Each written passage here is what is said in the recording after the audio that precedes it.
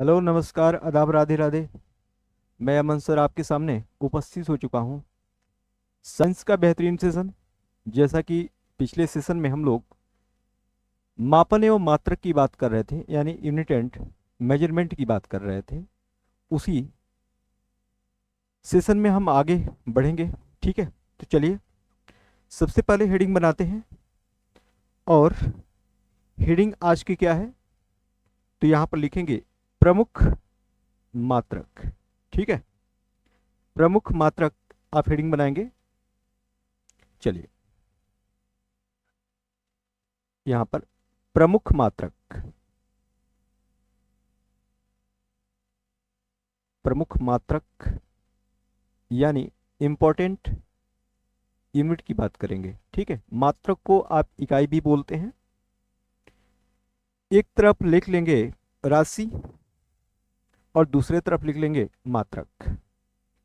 एक तरफ लिख लेंगे राशियां, एक तरफ क्या लिखेंगे भैया, एक तरफ लिखेंगे राशियां और दूसरे तरफ क्या लिखेंगे, मात्रक लिखेंगे, इकाई लिखेंगे। ठीक है, चलिए बहुत बढ़िया। आपको जितना मैं लिखवाऊंगा उतना कम से कम रेडी कर लीजिएगा, क्योंकि क्वेश्चन इससे बाहर तो जाने ही नहीं दूंगा। ठीक है, तो इस बात को ध्यान रखिएगा और अच्छे से इसको हृदयंगम कर लीजिएगा, कंठ कर लीजिएगा। ठीक है, चलिए देखिए, अगर आपसे पूछा जाएगा कि बल का मात्रक क्या होता है, बल से ही हम शुरुआत करते हैं। बल का मात्रक क्या होता है, तो आपका जवाब हो जाएगा जो बल का मात्रक होता है वो न्यूटन होता है। क्या होता है भैया, न्यूटन होता है, न्यूटन होता है। लेकिन जो न्यूटन है ना, यह एसआई मात्रक है। ये क्या है भैया, एसआई मात्रक है, एसआई मात्रक है। लेकिन बल का एक और मात्रक होता है, बल का एक और मात्रक होता है जिसे आप क्या बोलते हैं, डाइन कहते हैं। क्या कहते हैं, डाइन कहते हैं। ठीक है, तो यहां पर लिख लीजिएगा और करके डाइन। और जो डाइन होता है बच्चे, डाइन यह सीजीएस मात्रक होता है। बल का क्या होता है, सीजीएस मात्रक होता है। ठीक है, चलिए बहुत बढ़िया। कभी कभी क्या होता है ना, कभी कभी आपसे डाइन और न्यूटन में संबंध पूछ लेता है, डाइन और न्यूटन में संबंध पूछ लेता है। लेकिन इस संबंध को हम बाद में देखेंगे। अभी हम मात्रक की बात कर रहे हैं, तो हम मात्रक की ही बात कर लेते हैं। ठीक ना, तो बल का मात्रक क्या हो जाएगा, न्यूटन, ये एसआई मात्रक है।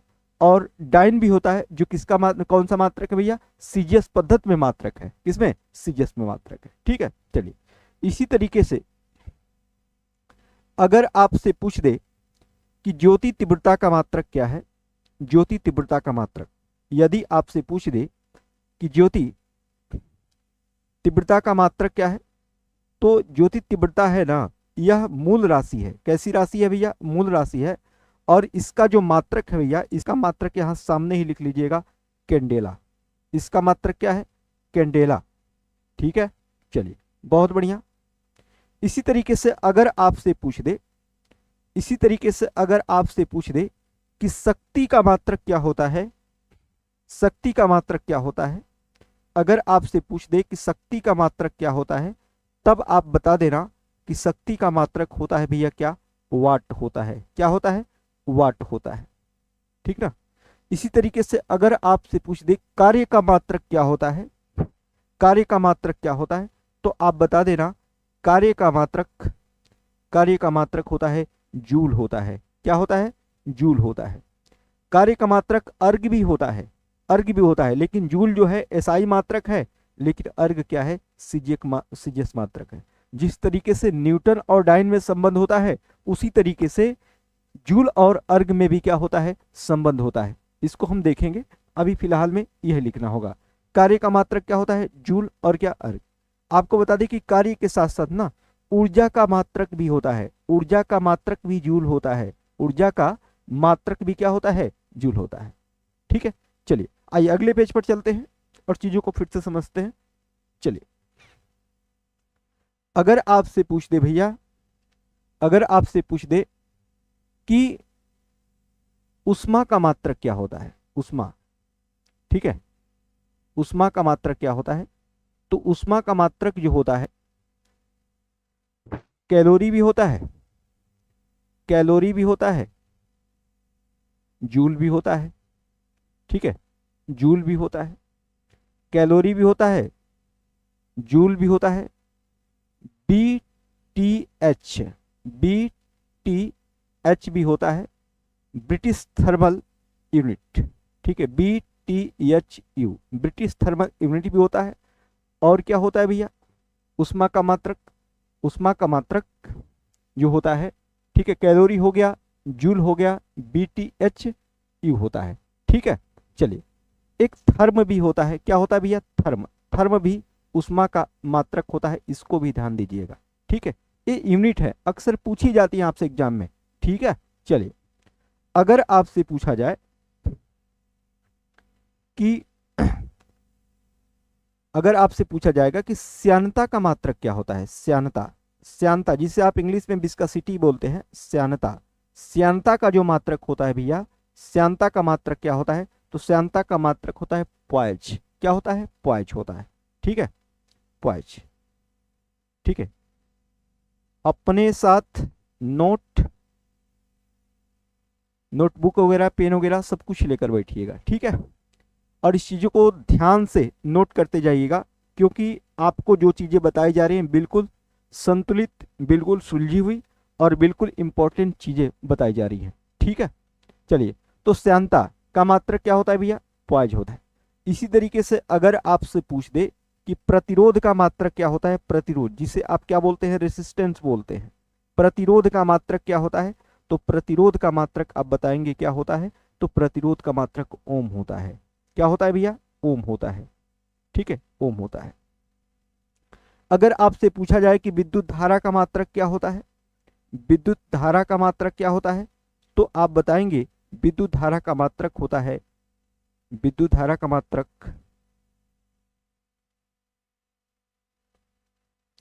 विद्युत धारा का मात्रक होता है एम्पियर, एम्पियर। आप बताएंगे कि क्या एम्पियर मूल राशि है, क्या फंडामेंटल क्वांटिटी है, क्या एम्पियर, एम्पियर जो होता है विद्युत धारा का क्या होता है, मात्रक होता है, ठीक है, एम्पियर। इसी तरीके से अगर आपसे पूछ दिया जाए, इसी तरीके से अगर आपसे पूछ दिया जाए कि बताओ भैया विभवांतर का मात्रक क्या होता है, तो आप क्या बताएंगे, आप बता देना वोल्ट होता है, ठीक है। विभवांतर का मात्रक, विभवांतर का मात्रक क्या होता है भैया, तो विभवांतर का मात्रक वोल्ट होता है, क्या होता है, वोल्ट होता है, ठीक है, वोल्ट होता है, ठीक है। इसी तरीके से अगर आपसे पूछ दे, इसी तरीके से अगर आपसे पूछ दे कि आवृत्ति का मात्रक क्या होता है, आवृत्ति का मात्रक क्या होता है, तब आप बताएंगे कि आवृत्ति का मात्रक यानी फ्रीक्वेंसी की जो यूनिट होती है वो क्या होती है, हर्ट्ज होती है, क्या होती है, हर्ट्ज होती है, हर्ट्ज होती है, ठीक है, ठीक है। चलिए आगे देखेंगे। इसी तरीके से आपसे तरंग दैर्घ्य की यूनिट पूछ दे, किसकी यूनिट पूछ दे भैया, तरंग दैर्घ्य की यूनिट पूछ दे, तरंग दैर्घ्य की यूनिट पूछ दे। आपको पता है ना कि तरंग दैर्घ्य एक तरीके की क्या होती है, दूरी होती है, और इसकी जो यूनिट होती है क्या होती है, एगस्ट्रॉम होती है, क्या होती है, एगस्ट्रॉम होती है। और एगस्ट्रॉम को आप किससे इंडिकेट करते हैं, तो ए नॉट से इंडिकेट करते हैं, ए नॉट्स, ठीक है, एगस्ट्रॉम को, ओके। चलिए, अब एक एगस्ट्रॉम अगर आपसे पूछ दिया जाए कि एक एगस्ट्रॉम इक्वल टू क्या होता है, हालांकि ये चीजें मैं बताऊंगा ही, एक एगस्ट्रॉम इक्वल टू क्या होता है, तो आप बताएंगे 10⁻⁻10 मीटर होता है, 10 मीटर होता है। कभी कभी क्या होता है कि आपसे पूछ देता है कि एक एगस्ट्रॉम कितने सेंटीमीटर के बराबर होता है, तो 1 मीटर बराबर क्या होता है, 100 सेंटीमीटर होता है। तो 100 सेंटीमीटर यहाँ पर रखेंगे और जोड़ घटाव करेंगे, आपको मिल जाएगा। जैसे आपसे पूछा जाएगा कि एक एगस्ट्रॉम इक्वल टू क्या होता है, कई बार एग्जाम में पूछा गया है प्रश्न, ठीक है, 1 एंगस्ट्रॉम इक्वल टू कितना सेंटीमीटर होता है, कितना सेंटीमीटर होता है। तो आपको बता दें कि आपको इसको आसानी से करने के लिए क्या है, आपको अच्छे से पता है कि 1 सेंटीमीटर, 1 मीटर बराबर क्या होता है, 1 मीटर बराबर होता है 100 सेंटीमीटर होता है। ठीक है, अब 1 मीटर बराबर तब क्या हो जाएगा, 10⁻² सेंटीमीटर हो जाएगा। और 1 मीटर के जगह पर आप इतना रख दोगे, यहाँ पर आप रख के देख लो। ठीक है, 10 क्या हो जाएगा, -10 है ही है, और 1 मीटर के जगह पर आप रख दोगे 10⁻² सेंटीमीटर रख दोगे। आधार समान घातें जुड़ेंगी तो क्या हो जाएगा, 10⁻⁻8 सेंटीमीटर हो जाएगा। ये आपका आंसर, यानी 1 एंगस्ट्रॉम इक्वल टू कितना सेंटीमीटर, तो 10⁻⁻8 सेंटीमीटर होता है। ठीक है, चलिए, तो इसी तरीके से आपसे संबंध पूछे जाते हैं और आपको ये छोटे छोटे संबंध आपको बहुत दिक्कत कर देता है। जैसे कई बार पूछ देता है कि एक 6 फीट का व्यक्ति है जिसकी लंबाई एंगस्ट्रॉम में कितनी होगी। ठीक है, तो सबसे पहले फीट को आप फीट में कितने सेंटीमीटर होते हैं, ये कितने मीटर होते हैं, ये सारी बातें आपको जाननी पड़ेगी, तब जाके आप कन्वर्ट कर पाओगे। ये पैमाने हैं। ठीक है, लेकिन आप पढ़ रहे हैं क्या, मापन एवं मात्रक, तो घबराने की जरूरत नहीं है, मैं आपको सारी चीजें, ठीक है, एक्यूरेट करा दूंगा, आप टेंशन मत लीजिए। ठीक है, हाँ, जहां जहां से क्वेश्चन आएगा, hello sir, nice way of teaching, because of you I am able to understand the concept of science, thanks sir. ठीक है, ओके, चलिए, हाँ, बच्चे ने बहुत मेहनत किया, बहुत बहुत दिल से धन्यवाद बच्चे तुमको। चलो देखो, तो तरंगदैर्घ्य क्या है भैया, एंगस्ट्रॉम। एंगस्ट्रॉम जो होता है ये तरंगदैर्घ्य की यूनिट होती है। इसी तरीके से अगर आपसे पूछ दे कि जो ऊर्जा होती है, ऊर्जा ये उस ऊर्जा की बात नहीं हो रही है जो आपको खाने पीने से मिले, शारीरिक ऊर्जा की बात नहीं हो रही है। ठीक है, ये हाँ नाभिकीय ऊर्जा की बात हो रही है। तो ऐसी ऊर्जा को आप किसमें इसको मेजर करते हैं, तो इलेक्ट्रॉन वोल्ट में मेजर करते हैं। किसमें मेजर करते हैं आप, इलेक्ट्रॉन वोल्ट में मेजर करते हैं। ध्यान दीजिएगा, एग्जाम में कई बार पूछा जा चुका है और दिक्कतें हो जाती हैं। इसी तरीके से अगर आपसे पूछ दिया जाए कि ओजोन परत की मोटाई की यूनिट क्या है। ठीक है, ओजोन अक्सर पूछा जाता है कि ओजोन परत की मोटाई, ओजोन परत की मोटाई, तो आप इसको डाप्सन यूनिट में क्या करते हैं, मेजर करते हैं। किस यूनिट में मेजर करते हैं, तो डाप्सन यूनिट में आप मेजर करते हैं। ठीक है, डाप्सन एक साइंटिस्ट का नाम है। ठीक है, इन्होंने सबसे पहले ओजोन परत की मोटाई को मापा था, डाप्सन। ठीक है, और डाप्सन है इसकी क्या इकाई, किसकी, ओजोन परत की मोटाई की। ठीक है, चलिए, अगर आपसे पूछ दे कि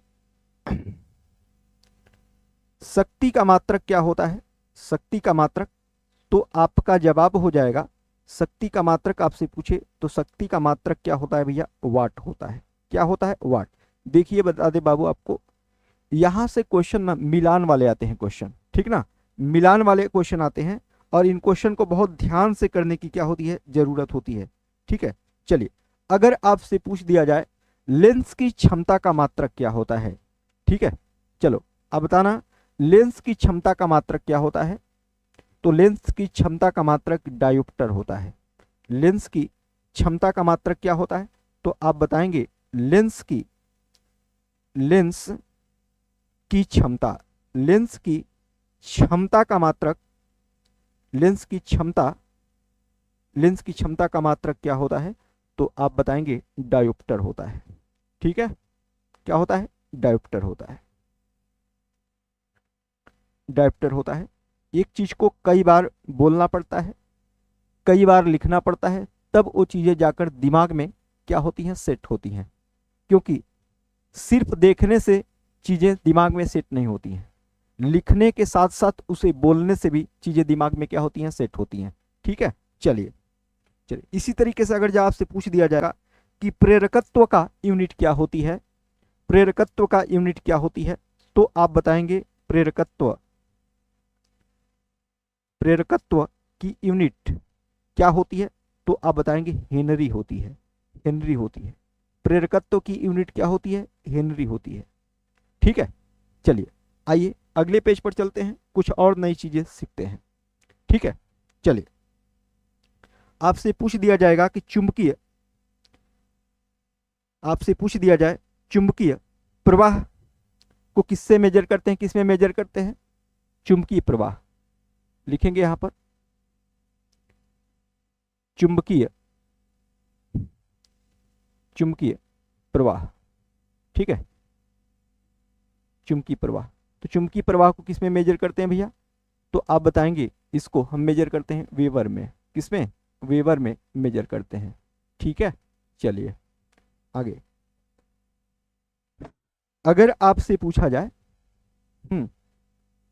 ठीक है, अगर आपसे पूछा जाए कि नाभिकीय त्रिज्या की यूनिट क्या होती है? नाभिकीय त्रिज्या यानी न्यूक्लियर रेडियस, यानी नाभिकीय त्रिज्या की यूनिट क्या होती है? तो आप बताएंगे नाभिकीय,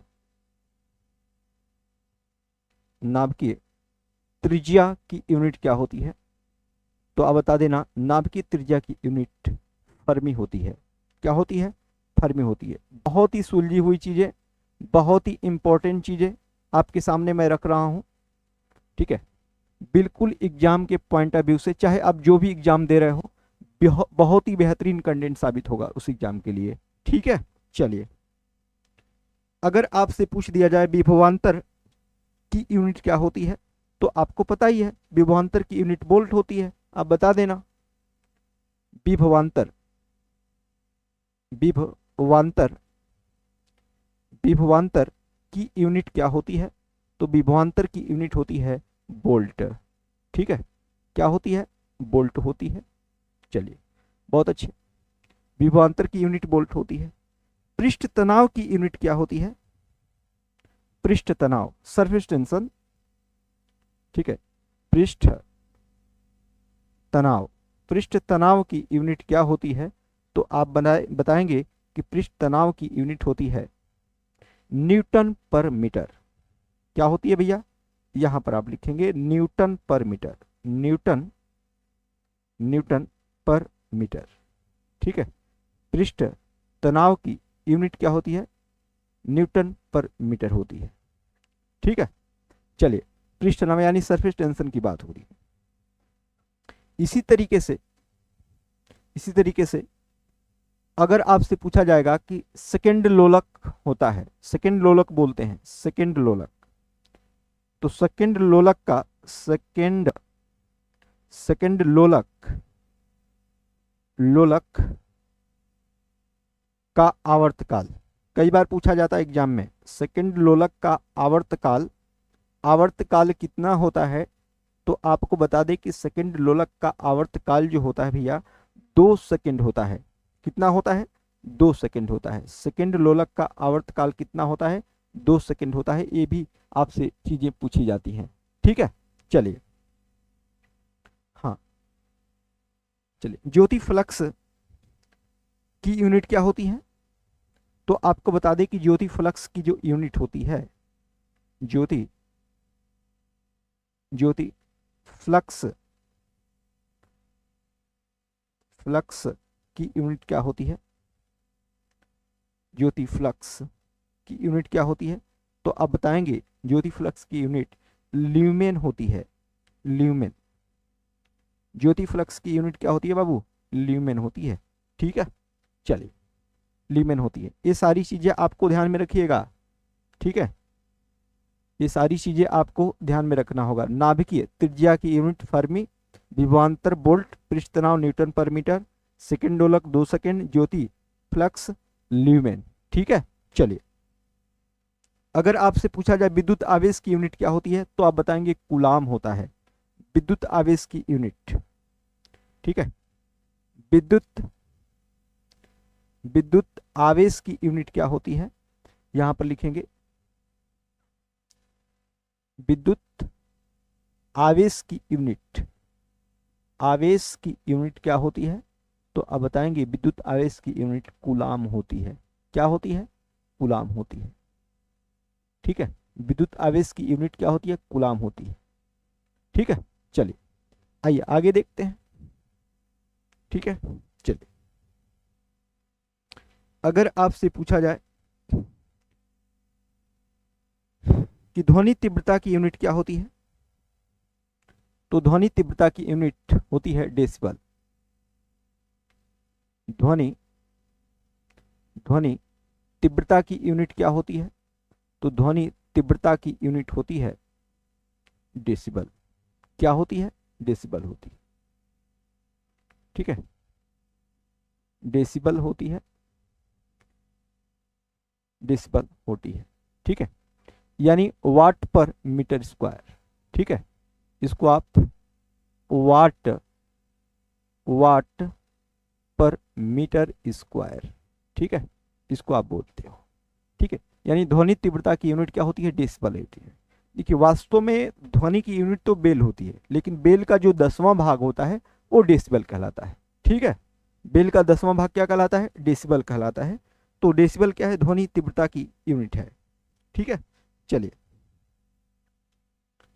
इस तरीके से अगर आपसे पूछ दे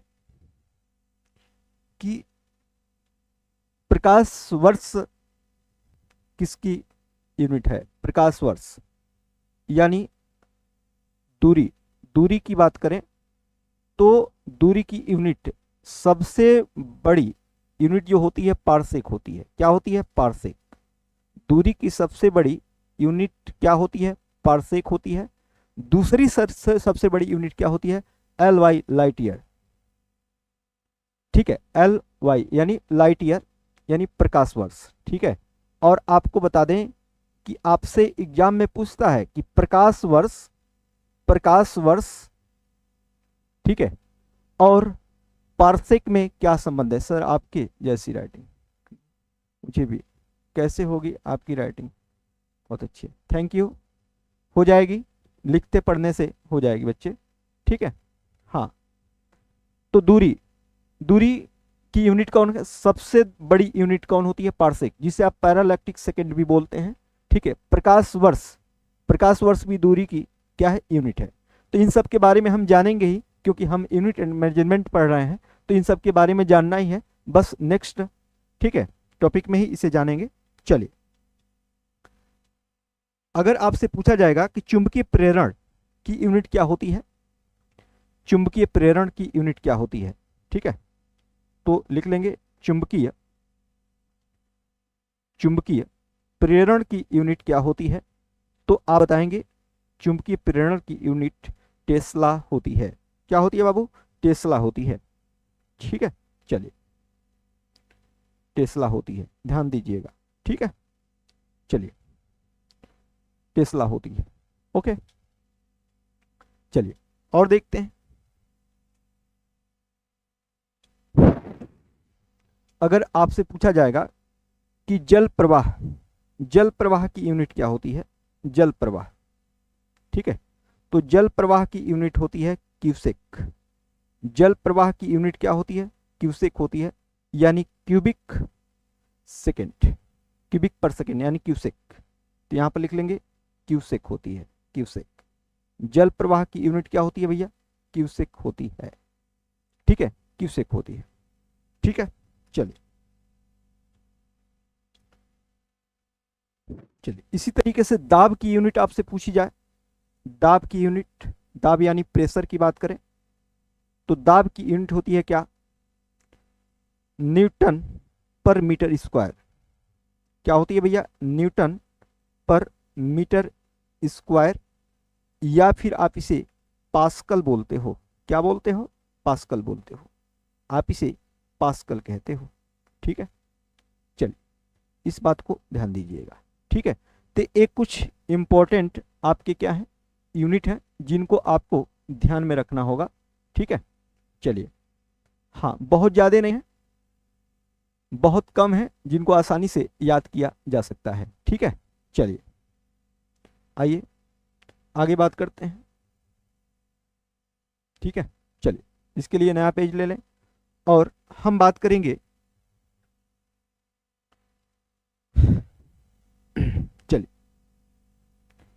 हेडिंग बनाएंगे आप भी यहां पर, प्रमुख वैज्ञानिक उपकरण, प्रमुख वैज्ञानिक उपकरण। ठीक है, प्रमुख वैज्ञानिक उपकरण, प्रमुख वैज्ञानिक उपकरण।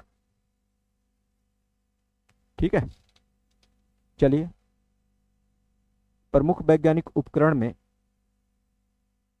कौन कौन से प्रमुख हैं इनकी बात करते हैं। ठीक है, चलिए देखिए, पहले तो आप जान जाइए पायरोमीटर, पायरोमीटर। ठीक है, ये उपकरण करता है क्या? तो पायरोमीटर आपको बता दें कि यह उच्च ताप को माप, इसको आप ऐसे बोल सकते हो उच्च ताप मापी, उच्च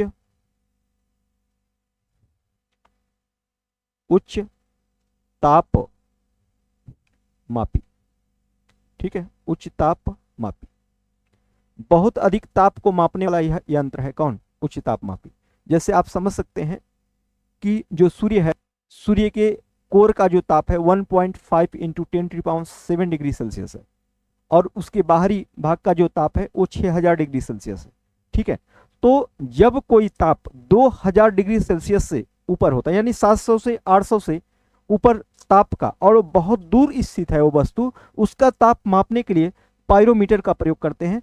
पायरोमीटर का मतलब समझिएगा क्या है, उच्च ताप मापी है, मतलब बहुत अधिक ताप को मापने का काम करता है। ठीक है, यह पूर्ण विकिरण पर काम करता है। ठीक है, पूर्ण विकिरण पर एक काम करता है उच्च ताप मापी। ठीक है, चलिए इसी तरीके से अगर आपसे पूछा जाए, अगर आपसे पूछ दिया जाए कि एनीमोमीटर, बहुत इंपॉर्टेंट है ये भी, एनीमोमीटर, एनीमोमीटर क्या करता है? तो आप बताएंगे एनीमोमीटर, एनीमोमीटर हवा के वेग को मापता है। ठीक है, एनीमोमीटर क्या करता है?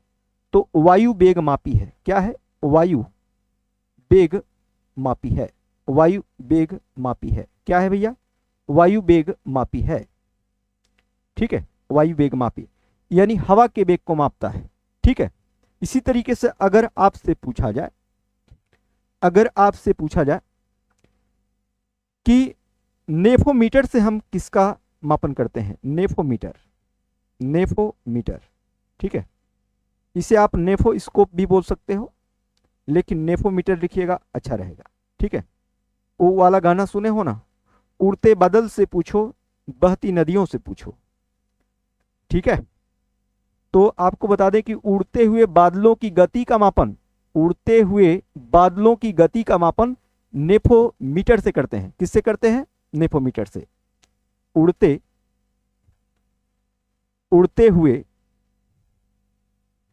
उड़ते हुए बादलों की गति का मापन इस यंत्र से करते हैं। बादलों की गति का मापन, की गति का मापन। ठीक है, उड़ते हुए बादलों की गति का मापन करते हैं। ठीक है, चलिए आगे देखते हैं। नेफोमीटर से उड़ते हुए बादलों की गति का मापन करते हैं। इसी तरीके से अगर आपसे पूछ दिया जाएगा कि अल्टीमीटर से क्या करते हैं? अल्टीमीटर से, ठीक है, यहां पर लिखेंगे अल्टीमीटर से हम क्या करते हैं, तो आप बता देना कि भैया अल्टीमीटर से, अल्टीमीटर पहले लिख लेते हैं अल्टीमीटर। ठीक है, अल्टीमीटर से उड़ते विमान की ऊंचाई मापते हैं, उड़ते विमान की ऊंचाई मापते हैं। ठीक है, तो यहां पर आप लिखेंगे उड़ते विमान की ऊंचाई मापते हैं, उड़ते विमान की ऊंचाई मापते हैं। ठीक है, माप लोगे, उड़ते हुए विमान की ऊंचाई मापते हैं। आप सुने होंगे कि जो पर्वत होते हैं, पर्वतों का अध्ययन ओरोलॉजी कहलाता है, कहलाता है। अगर पर्वतों की ऊंचाई को मेजर करना हो तो वहां पर भी अल्टीमीटर का ही यूज करते हैं। ठीक है, अल्टीमीटर, और अल्टीमीटर उड़ते विमान की ऊंचाई को भी क्या कर लेता है? मेजर कर लेता है। ठीक है, चलिए इसी तरीके से अगर जो आपसे पूछा जाए कि ओडोमीटर क्या करता है, ओडोमीटर क्या करता है, तो पहले आप ओडोमीटर लिख लीजिए, उसके बाद ओडोमीटर क्या करता है? ठीक है, ओडोमीटर। ध्यान दीजिएगा, ये सारे के सारे इंपॉर्टेंट पॉइंट हैं, ये ऐसे पॉइंट हैं। देखिए किताबों में तो आपको बहुत कुछ मिलेगा, लेकिन इंपॉर्टेंट कहाँ मिलेगा? एक टीचर के पास। और वह टीचर जो एग्जाम पे एग्जाम दे रहा है और एग्जाम पे एग्जाम लिखा हुआ है और बहुत सारे पेपर्स को हमेशा देख रहा है, ठीक है, वो जानता है कि मार्केट में क्या चल रहा है, कहाँ से क्वेश्चन पुटअप किए जा रहे हैं और कैसे क्वेश्चन आ रहे हैं। ठीक है, तो ऐसे वैसी चीज़ें आपको टीचर ही अवेलेबल कराएगा, किताबों में तो बहुत कुछ है। ठीक है, तो ओडोमीटर, तो वाहन की गति का मापन किया जाता है। क्या? वाहन द्वारा तय की गई दूरी का मापन। तो यहां पर लिखेंगे वाहन द्वारा, वाहन द्वारा, वाहन द्वारा तय की गई, तय की गई दूरी का मापन। ठीक है, दूरी का मापन आपके बाइक में लगा होता है, दूरी का मापन। ठीक है, आपके बाइक में लगा होता है ओडोमीटर। एक स्पीडोमीटर होता है जो चाल को मेजर करता है, जो चाल को मेजर करता है। स्पीडोमीटर किसको मेजर करता है? चाल को मेजर करता है, इस बात को ध्यान दीजिएगा। चलिए लगे हाथ इसे भी ना हो तो लिख लीजिए, लिख लीजिए स्पीडोमीटर, स्पीडोमीटर। ठीक है, स्पीडोमीटर, स्पीडोमीटर। ठीक है, तो स्पीडोमीटर क्या करता है भैया? तो वाहन चाल का मापन करता है, वाहन, वाहन चाल का मापन करता है, चाल का मापन करता है, मापन करता है। बहुत मजा आने वाला है। ठीक है, मापन करता है। ठीक है, और मजा दोगुना और हो जाएगा जब आपके अमन सर आपके सिलेबस को कंप्लीट कराएंगे। ठीक है, कभी पढ़ के देखिए, बहुत मजा आने वाला है। ठीक है, अभी तो चीजें यूं ही चल रही हैं, वो कहते हैं ना, अभी तो अंगड़ाई है, आगे बड़ी लड़ाई है। अभी तो कुछ नहीं, टेलर है। ठीक है, पूरी फिल्म तो बाकी है। ठीक है, चलिए अगर आपसे पूछा जाए ओम मीटर, ओम मीटर क्या करता है? ओम मीटर। ठीक है, इन चीज़ों को अभी मैं आपको नोट करवा दे रहा हूँ, आगे जब मैं पढ़ाऊंगा और ये चीज़ें मैं बोलूंगा तो आपके दिमाग में फटाफट छपता जाएगा। एक तरीके से समझिएगा, रिवीजन होता जाएगा भाई, रिवीजन होता जाएगा। ओम मीटर, ओम मीटर में हम क्या करते हैं भैया? तो प्रतिरोध मापी है ये। क्या है? प्रतिरोध मापी। तो आप यहां लिख लेना प्रतिरोध मापी, प्रतिरोध मापी, प्रतिरोध मापी। ठीक है, चलिए बहुत बढ़िया, प्रतिरोध मापी है ये। ठीक है, चलिए। हाँ, इसी तरीके से अगर आपसे पूछा जाए कि माइक्रोटोम क्या करता है, माइक्रोटोम नाम सुने नहीं होंगे, लेकिन एग्जामिनर के दिमाग में ये नाम है, माइक्रोटोम। ठीक है, माइक्रोटोम। और माइक्रोटोम करता है क्या? तो आप बताएंगे कि माइक्रोटोम वस्तुओं को छोटे छोटे टुकड़ों में काटने का काम करता है। ठीक है, लिखेंगे वस्तुओं को, वस्तु को छोटे छोटे, छोटे छोटे टुकड़ों में, छोटे छोटे टुकड़ों में काटने का काम करता है। छोटे छोटे टुकड़ों में काटने का काम करता है, काटने का काम करता है। रप्पा रप्पा। ठीक है, माइक्रोटोम क्या करता है भैया? वस्तु को छोटे छोटे टुकड़ों में काटने का काम करता है, यानी रप्पा रप्पा काटने का काम करता है। ठीक है, चलिए आगे देखिए। इसमें वोल्टमीटर, फैदोमीटर की बात कर लेते हैं पहले। फैदोमीटर समुद्र की गहराई मापने वाला यंत्र है भाई, फैदोमीटर। यहां पर लिख लेंगे फैदोमीटर। फैदोमीटर क्या करता है? तो फैदोमीटर एकदम रटा होना चाहिए। फैदोमीटर एग्जाम है और एग्जामिनेशन में साम दाम दंड भेद सब चलता है। कुछ चीजें समझनी भी पड़ती है, कुछ चीजें लिखनी भी पड़ती है, और कुछ चीजें रटनी भी पड़ती हैं, और कुछ दूसरे तरीके से याद भी करनी पड़ती हैं, जिसको आप लोग ट्रिक नाम देते हो। वो चीजें भी यहाँ पे मिलेगी, आप टेंशन नहीं लेने का। फैदोमीटर समुद्र की गहराई मापने वाला यंत्र है। समुद्र की गहराई मापने वाला यंत्र है। समुद्र की गहराई मापने वाला यंत्र है। ठीक है, समुद्र की गहराई मापने वाला यंत्र है। मापने वाला यंत्र। ठीक है, चलिए आगे देखते रहिए।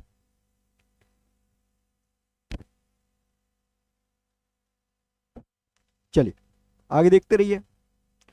अगर आपसे पूछा जाएगा कि साइक्लोट्रॉन है क्या, ठीक है, साइक्लोट्रॉन, अगर आपसे पूछा जाएगा कि साइक्लोट्रॉन है क्या, साइक्लोट्रॉन, तो आपको बता दे भैया साइक्लोट्रॉन होता है क्या। तो जो त्वरित, जो आवेशित कण होते हैं उनको त्वरित करने वाला यंत्र है। तो यहां पर लिखेंगे आवेशित कणों को, आवेशित कणों को, आवेशित कणों को, कणों को त्वरित करने वाला यंत्र। आवेशित कणों को त्वरित करने वाला यंत्र लिख पाएंगे। आवेशित कणों को त्वरित करने वाला यंत्र है। त्वरित करने वाला यंत्र, आवेशित कणों को त्वरित करने वाला यंत्र है।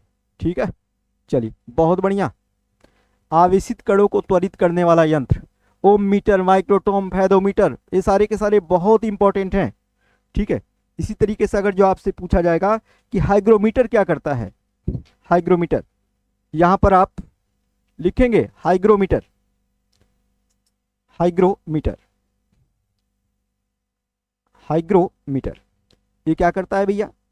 तो हाइग्रोमीटर यह आर्द्रता को मेजर करता है। ठीक है, आर्द्रता को मेजर करता है, या फिर वायुमंडलीय आर्द्रता को मेजर करता है, इस तरीके से भी लिख सकते हैं। ठीक है, तो आप यहां पर लिख लेंगे आर्द्रता को मापने वाला यंत्र, आर्द्रता को मापने वाला यंत्र, मापने वाला यंत्र, आर्द्रता को मापने वाला यंत्र। ठीक है, ठीक है, वाला यंत्र। ठीक है, चलिए आगे देखते हैं। इसी तरीके से आपसे पूछा जाएगा ये हाइड्रोमीटर क्या है। आपसे पूछा जाए हाइड्रोमीटर क्या है, तो आप बताएंगे द्रव का घनत्व मापने वाला यंत्र, हाइड्रोमीटर, हाइड्रोमीटर। हाइड्रोमीटर क्या है भाई, तो आप बताएंगे द्रव का घनत्व। ठीक है, द्रव का घनत्व मापने वाला यंत्र, द्रव का घनत्व, घनत्व, द्रव का घनत्व, घनत्व मापने वाला यंत्र, मापने वाला यंत्र, द्रव का घनत्व मापने वाला यंत्र। ठीक है, तो जो द्रव का घनत्व है उसको मापने वाला जो यंत्र है वो कौन है भैया, हाइड्रोमीटर। देखिए यहां पर डी है ना, डी से डेंसिटी होती है और डी से ड्रॉ भी हो जाएगा, तो आप पकड़ लीजिएगा हाइड्रो में डी है तो डी से डेंसिटी, यानी हाइड्रोमीटर किसको मेजर करता है, घनत्व को मेजर करता है। और हाइग्रो, हाइग्रो एक इसको आर्द्रता को मेजर करता है। तो कई बार हाइग्रो और हाइड्रो में क्या हो जाता है, कंफ्यूजन होता है, तो इसको कंफ्यूजन नहीं लेना है, इसको चीजों को यहीं पर समझ लेना है। ठीक है, चलिए अगर इसी तरीके से अगर जो आपसे पूछा जाएगा कि बैरोमीटर क्या करता है, अगर आपसे पूछा जाएगा कि बैरोमीटर क्या करता है, बैरोमीटर, तो आप बता देना बैरोमीटर यह वायुमंडलीय दाब को मापता है। एक किसको मापता है, वायुमंडलीय दाब को मापता है। लिखेंगे यहां पर वायुमंडलीय, वायुमंडलीय, वायुमंडलीय दाब को मापता है, वायुमंडलीय दाब मापक यंत्र, मापक यंत्र। ठीक है, वायुमंडलीय दाब मापक यंत्र। ठीक है, चलिए बैरोमीटर। इसी तरीके से मैनोमीटर है, क्या है, मैनोमीटर है। ठीक है, यहां पर लिखेंगे मैनोमीटर, तो मैनोमीटर क्या करता है, तो मैनोमीटर क्या करता है, तो यहां पर लिख लेंगे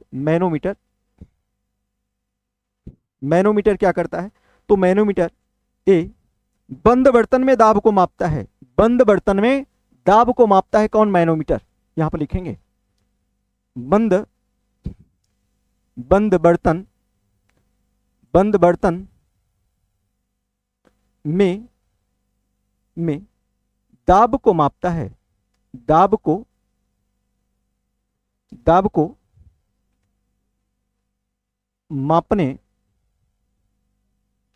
वाला यंत्र,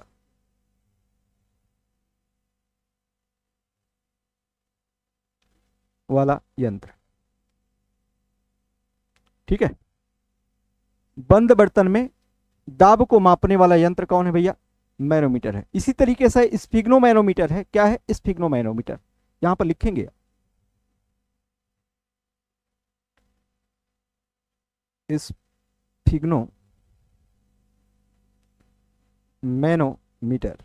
मैनोमीटर, स्फिग्नोमैनोमीटर। ये क्या करता है भाई, हृदय की धड़कन को मापता है, हृदय की धड़कन को मापता है।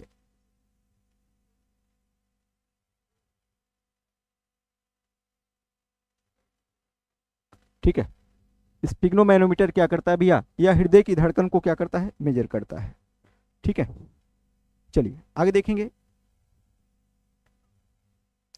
ठीक है, इसी तरीके से अगर जो आपसे पूछा जाए कि गायरोस्कोप क्या करता है, गायरोस्कोप, यहां पर लिखेंगे गायरोस्कोप।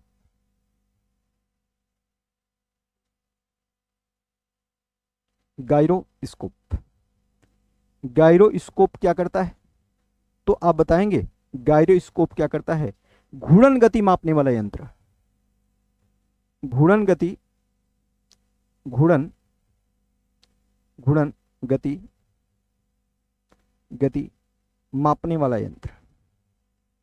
मापने वाला यंत्र, ठीक है।